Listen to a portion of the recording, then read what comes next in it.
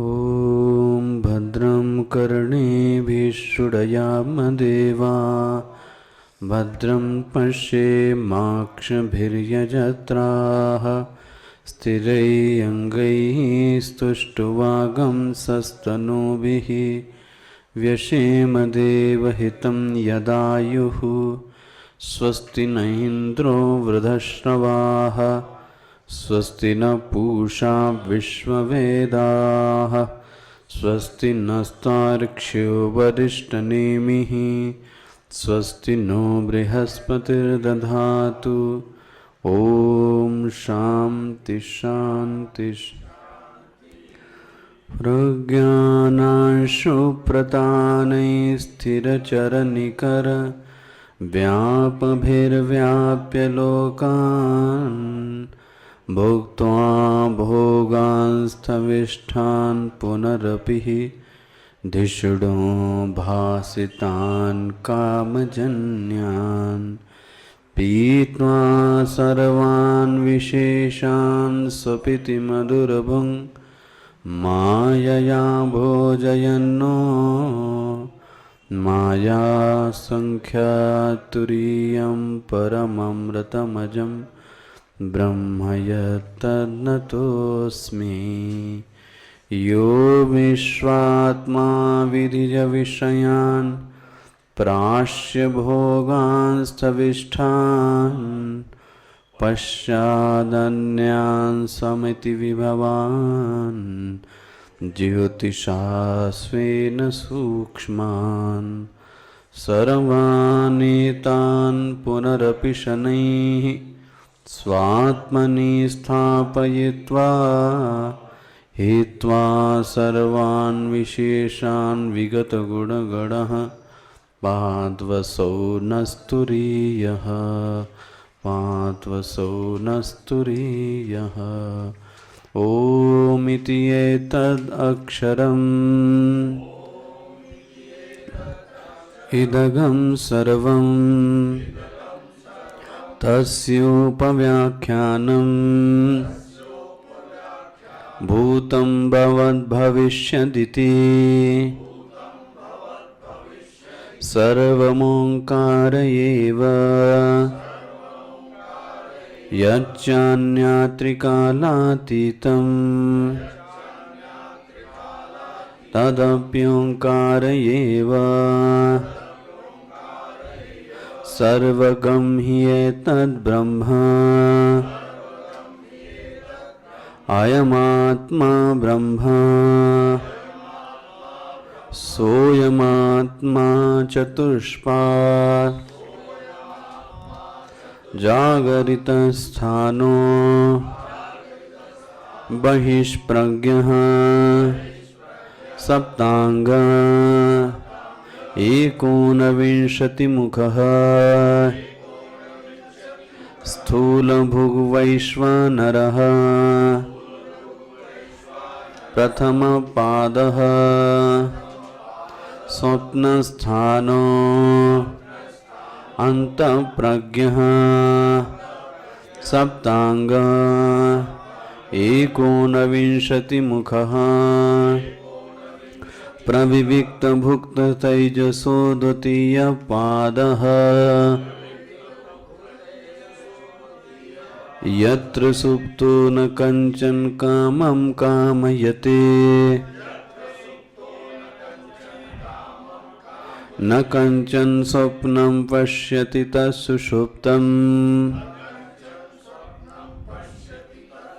सुषुप्तस्थान एकीभूतः प्रज्ञानघन एवानन्दमयो आनन्दभुक चेतोमुखः तृतीयपादः एष सर्वेश्वर एष सर्वज्ञ एषोऽन्तर्यामी एष योनिः सर्वस्य प्रभवाप्ययो हि भूतानां न अन्तः प्रज्ञं न बहिष्प्रज्ञं नो उभयता प्रज्ञं न प्रज्ञानघनं न प्रज्ञं न अप्रज्ञं अदृष्टम् अव्यवहार्यम् अग्राह्यम् अलक्षणम् अचिन्त्यम् अव्यपदेश्यम् एकात्मप्रत्ययसारम् प्रपञ्चोपशमम् शान्तं शिवमद्वैतम् चतुर्थं मन्यन्ते सवात्मा सविज्ञेयः।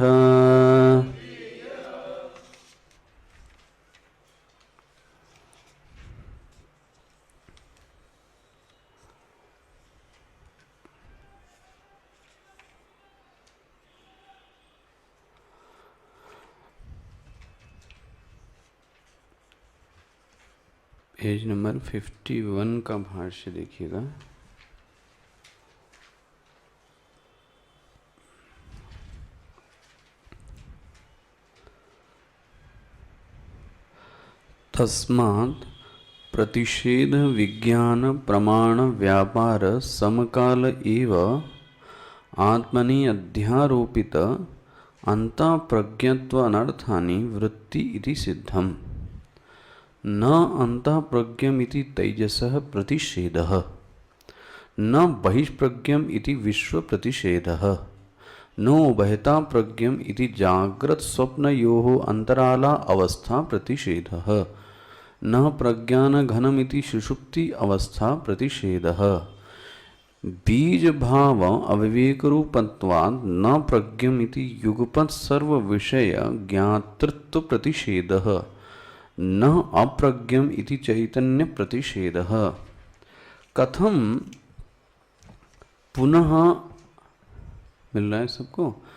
कथम पुनः अंतः प्रज्ञादीनाम आत्मनि गम्यमानानां रज्ज्वादौ सर्पादिवत् प्रतिषेधात् सत्वं गम्यते इति उच्यते। ज्ञस्वरूप अविशेष पीत इतर व्यभिचाराद रज्ज्वा इव सर्पधारा आदि विकल्पित भेदवद सर्वत्र अव्यभिचाराद ज्ञस्वरूपस्य सत्यत्वं सुषुप्तेः व्यभिचारीति चेत् न सुषुप्ते अनुभूयमानत्वात् नहि विज्ञातुर्विज्ञातेः विपरिलोपो विद्यते विद्यते इति श्रुतेः।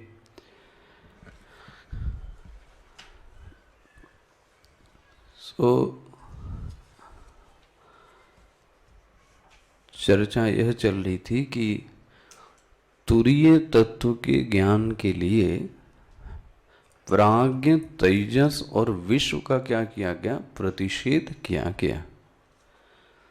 बिना विश्व तेजस और प्राज्ञ के प्रतिषेध के बिना तुरीय तत्व का ज्ञान नहीं हो सकता। मतलब जब सर्प हटेगा, सर्प का प्रतिषेध करने से ही रज्जु का क्या होगा? ज्ञान होगा। जब तक सर्प की वृत्ति जाएगी नहीं, सर्प बुद्धि हटेगी नहीं, तब तक रज्जु बुद्धि बन नहीं सकती। हुआ ना? तो इस पर डिस्कशन हो चुका बहुत कि प्रतिषेध के बिना, है ना, प्रतिषेध के बिना तुरीय तत्व का ज्ञान नहीं हो सकता। इसलिए प्राज्ञ तेजस और विश्व का क्या किया गया? प्रतिषेध किया गया। अब देखिए क्या कहता है भाष्य। न अंतः प्रज्ञम इति, तो न वह अंतः प्रज्ञ है, इसके कहने से उसने किसका प्रतिषेध कर दिया?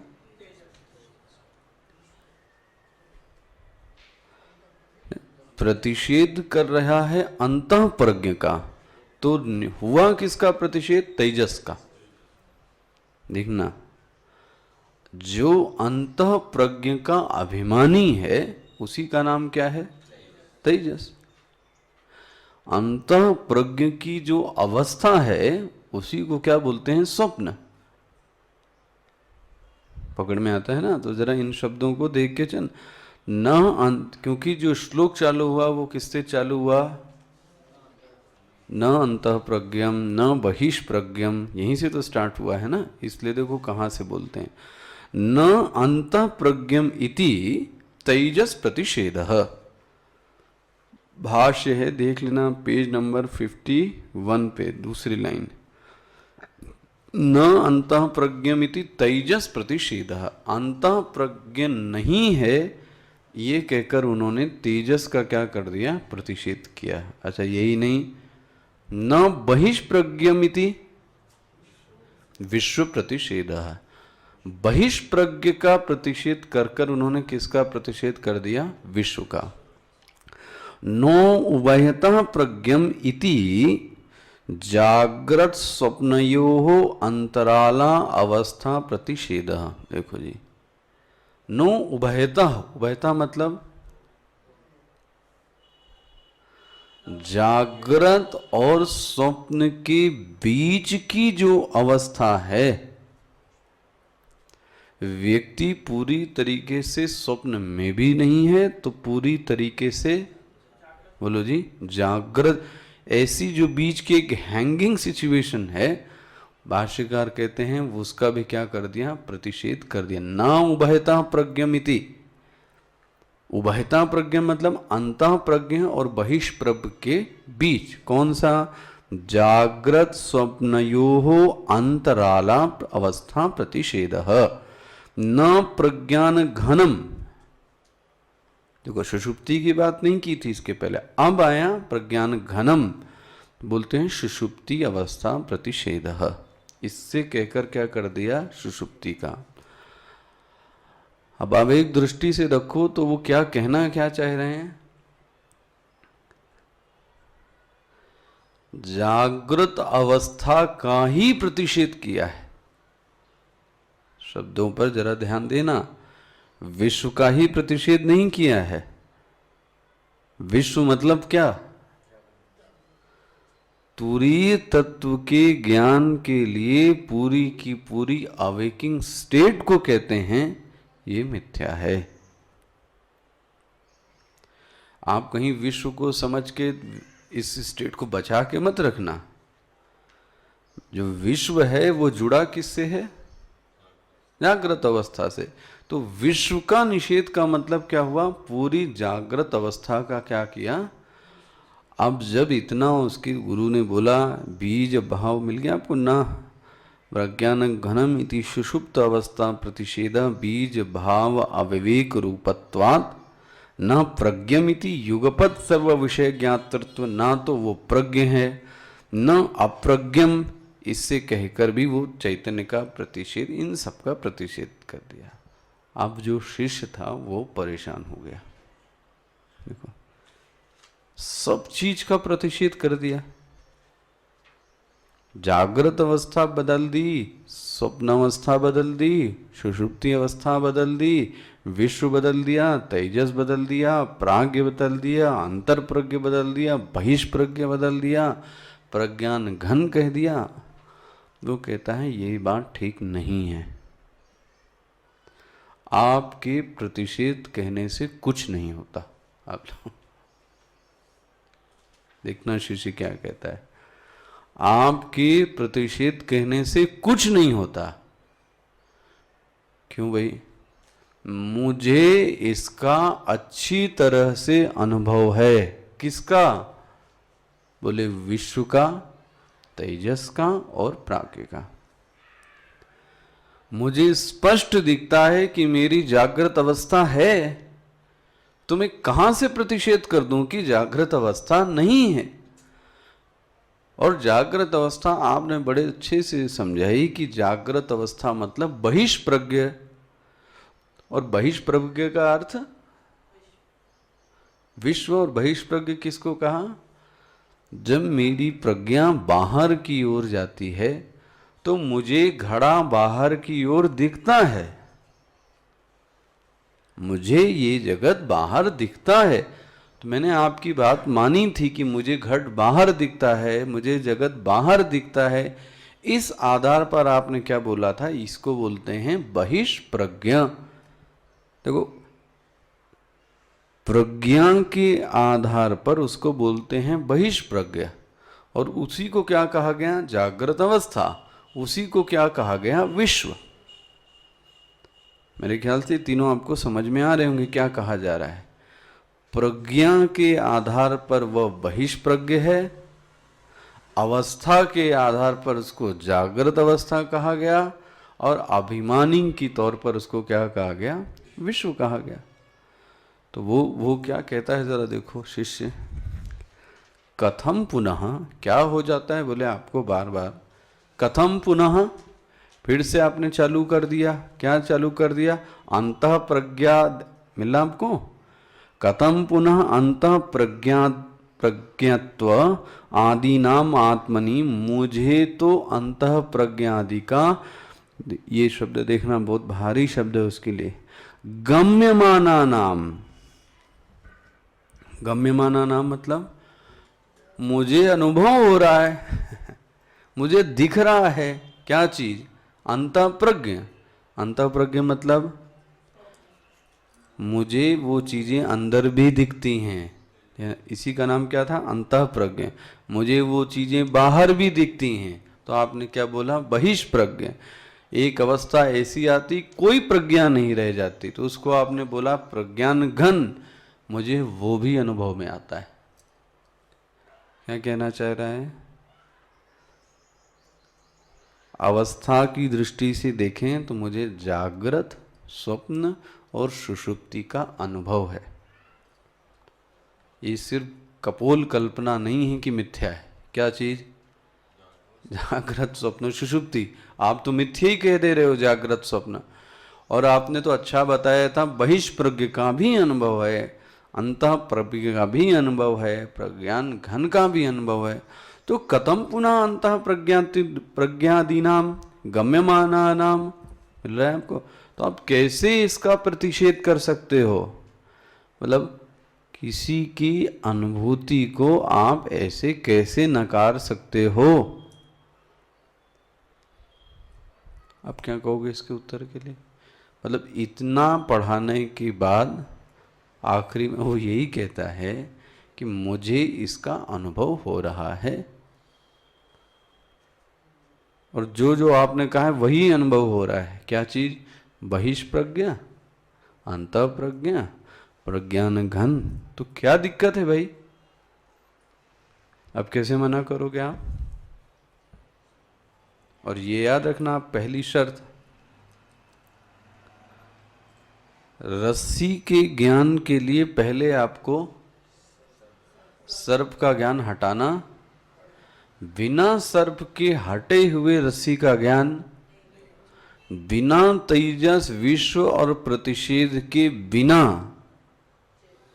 तुरीय का ज्ञान हो नहीं सकता।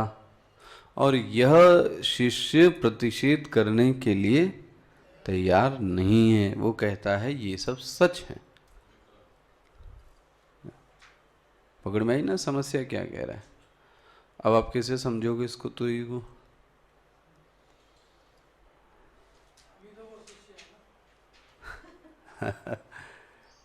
ये भी बात सही है।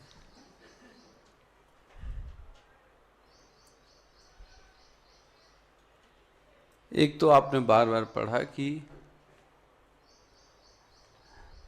वेद ऐसा कहता है कि किसी भी व्यक्ति की अनुभूति प्रमाण नहीं होती।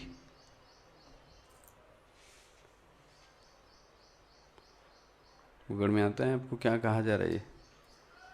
आपको कुछ अनुभव में आता है तो वह अनुभव प्रमाण कोटि में नहीं आ सकता, क्योंकि अनुभव तो आपको अपने व्यक्तिगत बुद्धि, शरीर और अपने संस्कारों के आधार पर ही, वही सबको ऐसा लगता है, ऐसा कोई जरूरी। मैंने दृष्टांत दिया होगा, बहुत बहुत छोटा सा दृष्टांत है कि यदि आप इस कमरे में एसी लगा लें और आप उसको 20 डिग्री 18 डिग्री पर चलाएं तो आपका अनुभव क्या होगा? बहुत ठंडा है, रजाई ओढ़ो, ये करो वो करो, ये किसका अनुभव है? और ये अनुभव है। लेकिन जब आप बाहर जाके बोलो कि बहुत ठंडक पड़ रही है, तो अब आपके स्टेटमेंट को माना जाए कि ना माना जाए? अब कोई कहे अनुभव तो किया था आपने, पकड़ में आ रहा है? अनुभव तो किया था। तो अनुभव तो गलत भी, पकड़ में आ रहा है? अनुभव तो गलत भी हो सकता है, और ज्यादातर अनुभव गलत ही हुए हैं, ज्यादातर अनुभव गलत हुए हैं। वो तो बाद में पता लगता है कि मेरा अनुभव कैसा था, गलत था। भाष्यकार इसको दूसरी दृष्टि से अच्छा बताते हैं, देखिए जरा। रज्ज्वादौ सर्पादिवत प्रतिषेधाद, मिल रहा है आपको? जब अंतः प्रज्ञात आदि में धर्म आत्मा में दिख रहे हैं तो केवल प्रतिषेध मात्र से रज्जु में दिखने वाले सर्प आदि के समान उसका असत्यत्व कैसे हो सकता है? मैं इसको असत नहीं मानता हूं। किसको? प्राग, तेजस और विश्व को। जैसे रज्जु में सर्प था, मैं इसको तो असत नहीं मानता हूं। सीधी सी बात है। अब भाष्यकार उत्तर देते हैं, देखो एक बात बताओ, झूठी कौन चीज होती है? यहां से उन्होंने एकदम ए से उसको स्टार्ट किया। अब आप समझना, देखो आपको भी समझने के लिए आसानी और कहीं समझाने के लिए भी बड़ी आसानी। झूठी चीज कौन होती है?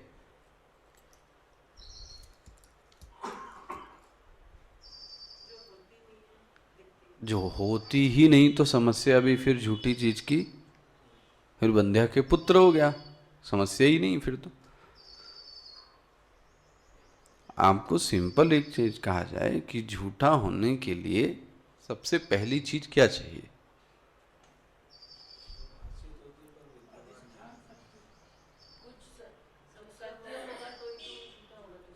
ठीक है,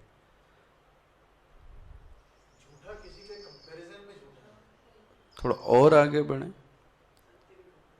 ठीक है, ये तो किसी के कंपैरिजन में कोई चीज झूठी होगी, ये भी बात ठीक है। और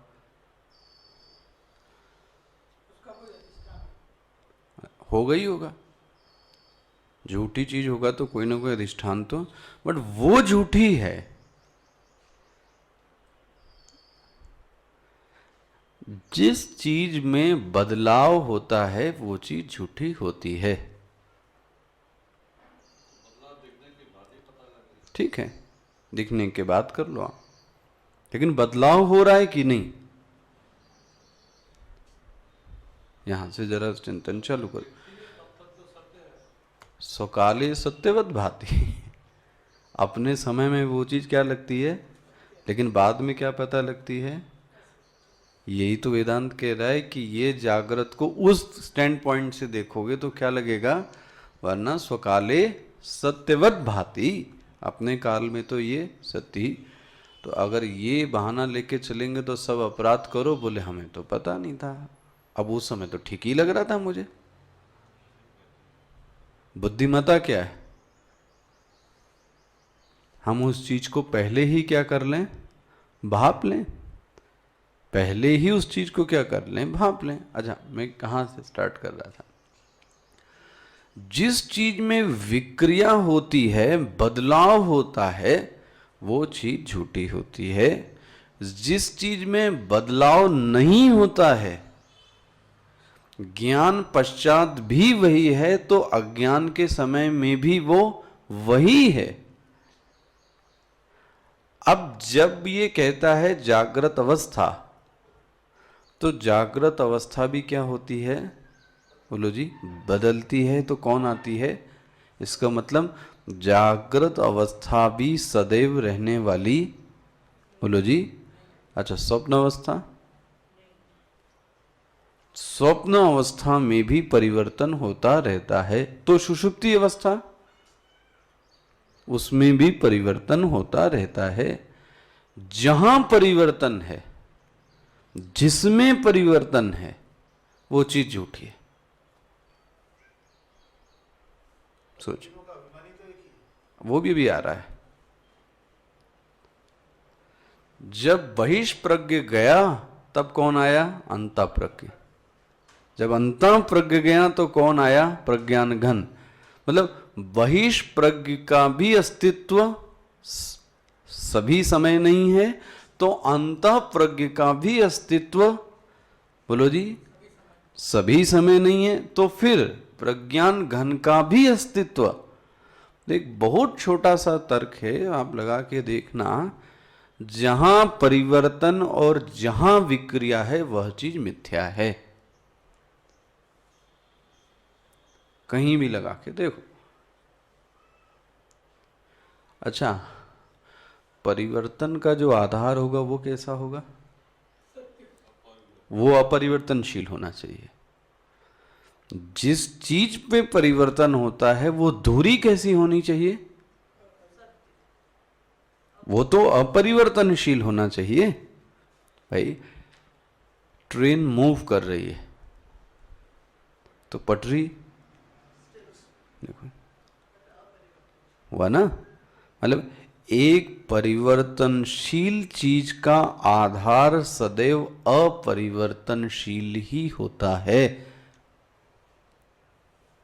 अगर वो भी परिवर्तनशील हो जावे तो उसको भी सत्य नहीं कह सकते। भाई, छोटी सी आपने भी सत्य की परिभाषा देखी कि जो तीनों काल में रहता है उसको क्या कहते हैं? जो तीनों काल में रहता ही नहीं है उसको सत्य कैसे कह सकते हैं? तो अंतःप्रज्ञ क्या तीनों काल में है? काल तो छोड़ो, आप अवस्था में है। ये छोटा सा तर्क समझ में आया आपके? क्या कहा जा रहा है? भाष्यकार कहते हैं इन तीनों अवस्थाओं में जो ज्ञ रूप है, प्लीज ये शब्द पकड़ना जरा, तीनों अवस्थाओं में जो ज्ञ मतलब जो अपरिवर्तनशील चीज है, जो एग्जिस्टेंस है, जो सत्ता है, उसको पकड़ो, न की अवस्था को पकड़ो। देखो लाइन क्या बोलते हैं? ज्ञ स्वरूप अविशेष, मिल रहा है आपको? अविशेष अपि, देखो जी,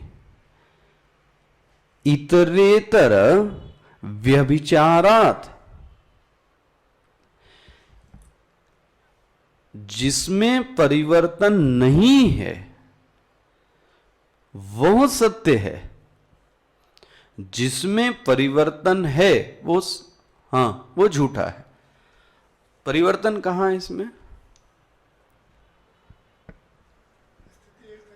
अब रज्जू पे जो सर्प है उसमें परिवर्तन क्या क्या है? किसी को सांप नजर आता है तो क्या बोलते हैं उसके बाद? रज्ज्वात सर्पादिव। किसी को धारा आदि विकल्प, किसी को क्या विकल्प आता है? धारा समझ में आता है, तो किसी को फिर वो पाइप समझ में आता होगा। विकल्प कितने सारे हो गए? पकड़ में आ रहे? इसमें ज्ञान स्वरूप क्या है? बहुत ही सुंदर महीन बात निकाली है ना। वो है, चलो वो तो है ही है। और इस दृष्टांत में विषयों के, अब मैं और सरल भाषा में आपको रहा हूं, विषयों के परिवर्तन होने के बावजूद जो चीज अपरिवर्तनशील है वह सत्य मानी जाती है। अब आप तुरी को छोड़ दो थोड़ी देर के लिए।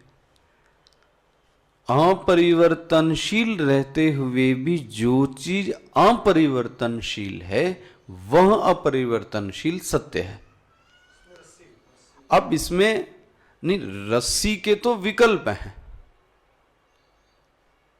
रस्सी पर क्या है? विकल्प। विकल्प क्या है? कोई सर्प बोलता है, कोई पाइप बोलता है, कोई पुष्पमाला बोलता है, कोई जलधारा बोलता है। आंख को भी नहीं कह सकते, आंख पे भी भरोसा नहीं कर सकते। देखो बहुत अच्छी चीज है, चाहे सर्प है तो भी वह इदम है या नहीं है? इदम मतलब दिसनेस। चाहे वो डंडा है तो भी दिसनेस है या नहीं है? दृष्टांत में ही दिखा रहे हैं भी। चाहे वो फूल माला है तो भी इदम है कि नहीं है? ना, रज्जू के ऊपर विकल्पों में परिवर्तन होने के बावजूद उन विकल्पों में जो इदमता है, इदमता मतलब दिसनेस, वो सभी में। बोले जो इदमता है वो सत्य है। इदमता मतलब यस। पकड़ में आ रहा है क्या कह रहे हैं? उसको उसी दृष्टांत में समझा रहे हैं रज्जू सर। वो चीजें झूठी हैं। कौन सी चीजें? जो बदल रही हैं। लेकिन जो इदम है, जो यह करके है भास रहा है, वह तो सभी में क्या है? कॉमन है, इसलिए वह सत्य है। बहुत ही महीन तर्क है और बारीक तर्क है, अगर समझ में आ जाए तो। पकड़ में आ रहा है? इस दृष्टांत से वो दिखा रहे हैं इन चारों विकल्पों में चेंज होते हुए भी जो चीज सभी में कॉमन है, वो कॉमन ये है इदम। इदम मतलब यह है। यह क्या है? यह अपरिवर्तनशील है। बट यह है, ये तो क्या है? जैसे यह है सत्य है, इसी तरीके से तीनों अवस्थाओं में बदलते हुए भी यह अनुभव करने वाला सत्य है। समझ पाइए क्या कहना चाह रहा है? उसी को बोलते हैं ज्ञ। जो ज्ञ है उसमें परिवर्तन नहीं है। हाँ, सिर्फ ज्ञ। और कोई विशेषण लगाएंगे तो फिर वो भोक्ता करता, इसीलिए ता नहीं लगाया। अगर ज्ञा के आगे आपने ता लगाया तो फिर वो क्या बन गया? ज्ञाता। तो एक ज्ञाता कब होगा? जब ध्याता नहीं है। ज्ञाता तब है जब वो ध्याता नहीं है। ध्याता कब है? जब वो मनता नहीं है। मतलब ज्ञाता की भी तो अपना एक समय है, उसके बाद वो ज्ञाता भी क्या होता है? हटता है। लेकिन ज्ञ हटता है क्या? अब यहां पे इस दृष्टांत में ज्ञ इदम, जो इदमनेस है वो कभी भी बदलती क्या? इदमनेस है वो बदलती है। भाष्यकार कहते ये समझ में आता है तुम्हारे? देखो इतने अच्छे से समझाया, सटल है ये। ज्ञ स्वरूप अविशेषे, देख लें, विशेष नहीं। अविशेष मतलब कॉमन, विशेष मतलब एक ही जगह। पकड़ में आ रहा है ना भाई? जो ज्ञाता है वो विशेष है, जो भोक्ता है वो विशेष है। लेकिन ज्ञाता और भोक्ता में अविशेष कौन है? जो ज्ञाता बना है और जो भोक्ता बना है, दैट पर्सन इज अविशेष। अविशेष मतलब सभी में कॉमन, वो विशेष नहीं है। ये बात समझ में आ गई कि नहीं? क्या बोलते हैं?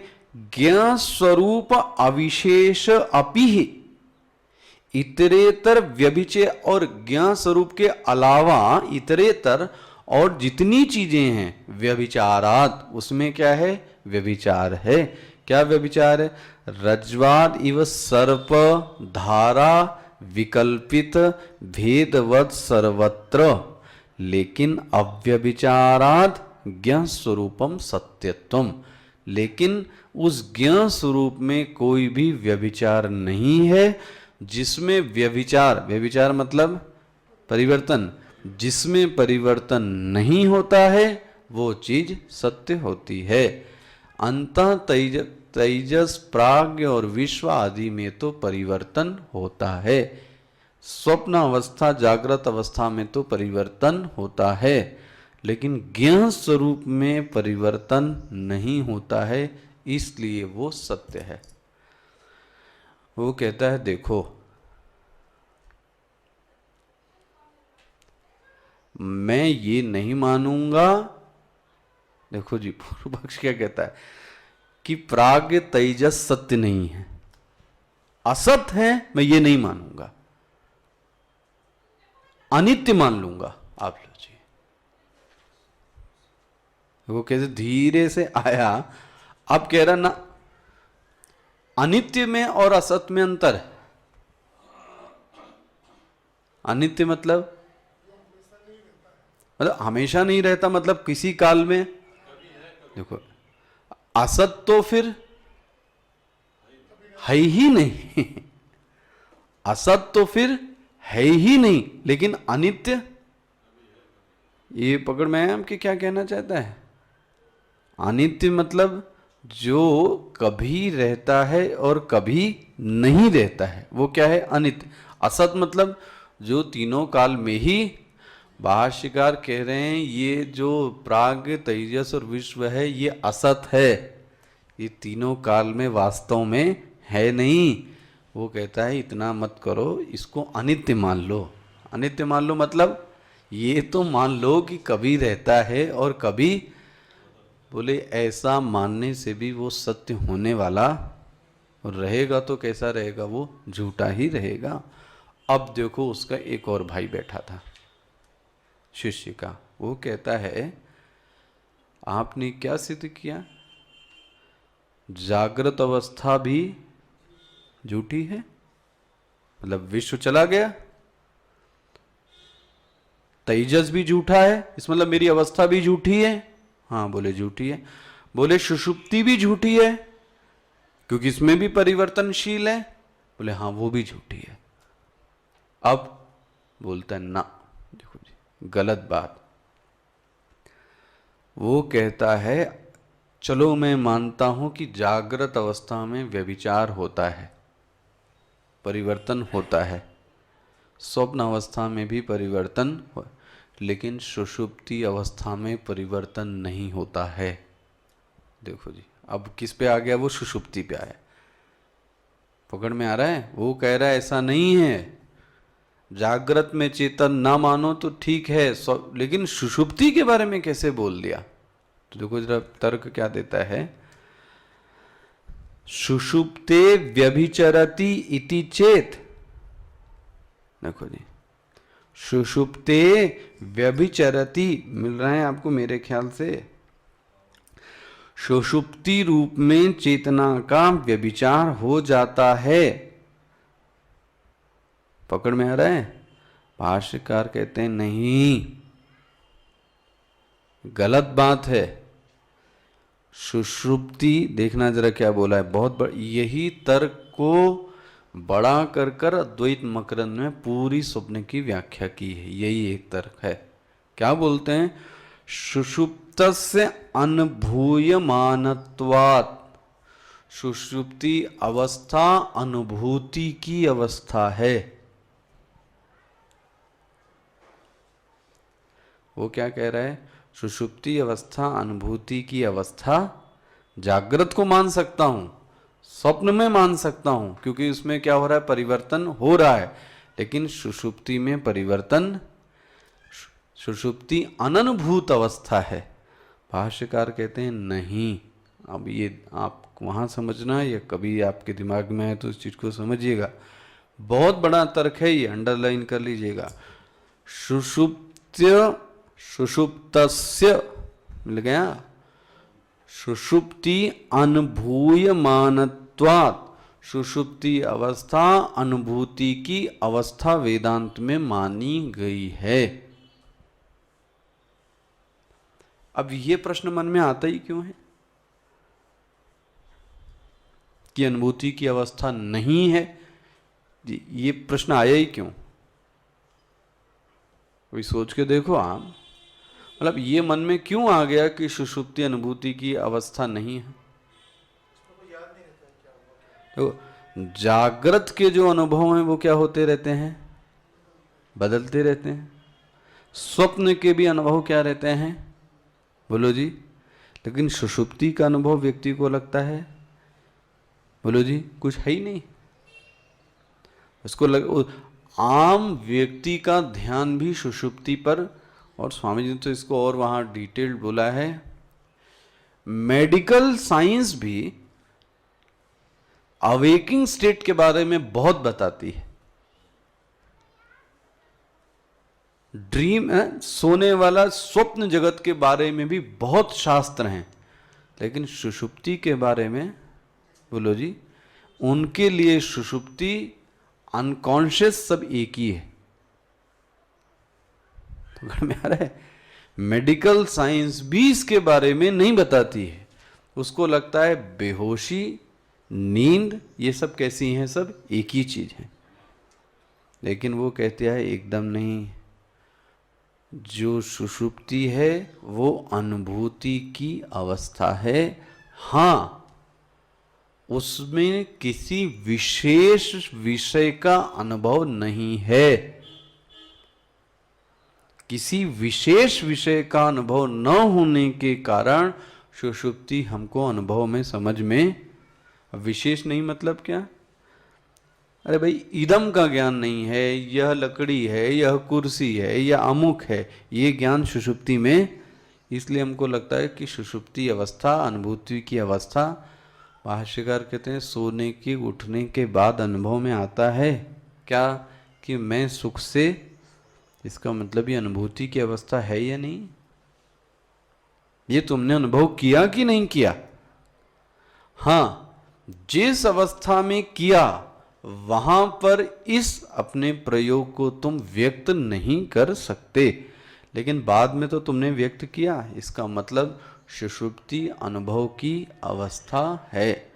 सुषुप्तस्य अनुभूयमानत्वात्, और ये श्रुति बहुत महत्वपूर्ण है, नहीं विज्ञातुर विज्ञाते विपरिलीपो विद्यते। जो ज्ञान स्वरूप है उसका कभी भी लोप नहीं होता है। इतना ही कहूंगा आज भी।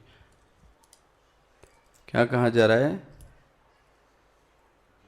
ज्ञान का कभी भी लोप नहीं होता है। ज्ञाता का लोप हो सकता है, सो गया ज्ञाता, लेकिन उसका जो ज्ञान स्वरूप है, ध्यान रखना, नया शब्द इंट्रोड्यूस किया उन्होंने। आप ज्ञान स्वरूप को ही बोलते थे कॉन्शियसनेस। मतलब जब चेतन बिना किसी विषय के है और किसी विषय का लेप नहीं है चेतन पर, उसको आप क्या बोलेंगे? ज्ञान स्वरूप। जब आप ध्यान से पढ़ें तो कल भी राम जी के नाम में भी आया है, गुरुदेव के नाम में भी आता है, ज्ञ स्वरूपिणे नमः। ज्ञ स्वरूपिणे मतलब शुद्धात्मा। ज्ञ स्वरूपिणे मतलब शुद्धात्मा। ज्ञाता नहीं, विज्ञाता नहीं, ज्ञान नहीं, ज्ञेय नहीं, क्या बचा? सिर्फ ज्ञ। ज्ञ मतलब सिर्फ प्योर एग्जिस्टेंस, बस। किसी चीज का मिश्रण वहां पर है ही नहीं, बस।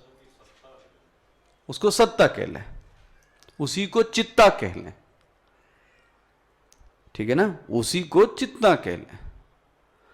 और उसी को मैंने कभी बोला होगा यहाँ या वहाँ, आनंद की अभिव्यक्ति ही प्रेम के रूप में होती है।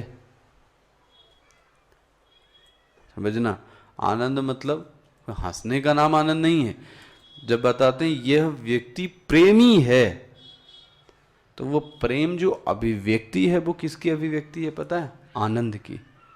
जो सच्चित आनंद है वह आनंद ही व्यवहार में प्रेम के रूप में व्यक्त होता है। तो इतने पैराग्राफ से भाष्यकार ने एक चीज बताई, जो ज्ञान स्वरूप है वह चैतन्य है, वह आत्मा है। ओम पूर्णमदः पूर्णमिदं पूर्णात् पूर्णमुदच्यते पूर्णस्य पूर्णमादाय पूर्णमेवावशिष्यते। ओम शांति शांति शांति। हरिः ओम श्री गुरुभ्यो नमः। हरिः ओम। तो अब आपकी ये क्लास आज यहाँ पर बंद होती है और आपसे निवेदन है कि आप उस क्लास को जरूर सुने।